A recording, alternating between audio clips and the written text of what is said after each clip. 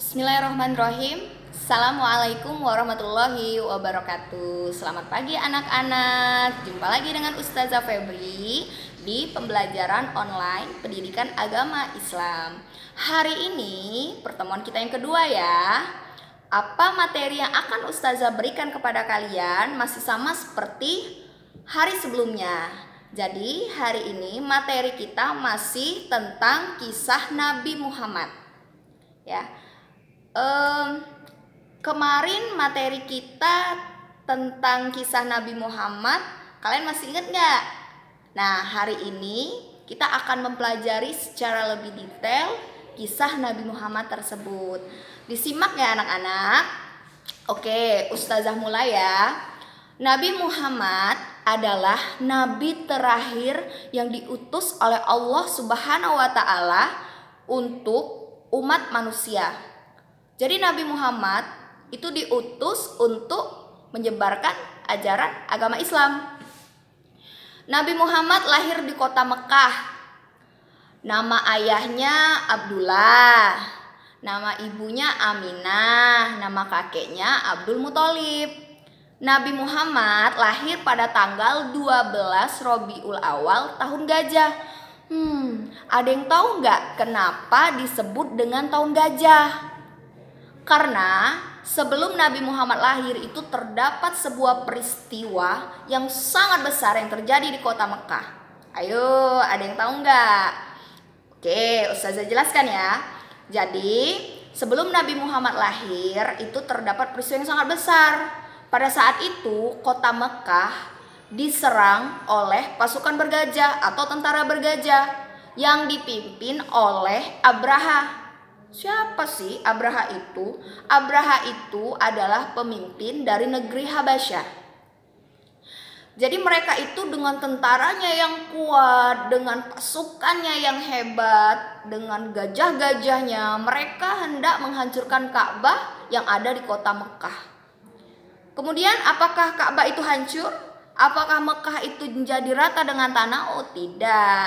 Tetapi Allah menjaga kota Mekah dan Ka'bah, sehingga ketika tentara bergajah itu datang, apa yang terjadi?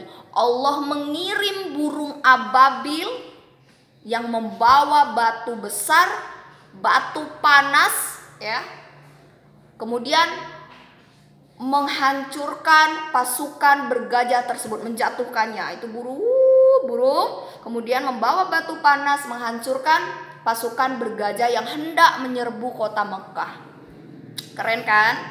Oke. Sehingga apa? Pasukan bergajahnya mati, Ka'bahnya nggak hancur. Alhamdulillah ya. Oke. Kemudian kita lanjut lagi nih ke kisah Nabi Muhammad ya. Jadi Nabi Muhammad ini kasihan sekali anak-anak. Nabi Muhammad itu dia lahir dalam keadaan yatim. Ayahnya sudah meninggal ketika Nabi Muhammad belum lahir.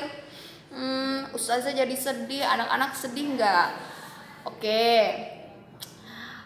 Mungkin ini dulu ya anak-anak materi pada pertemuan kedua ini. Kalian penasaran nggak sama kisah Nabi Muhammad berikutnya?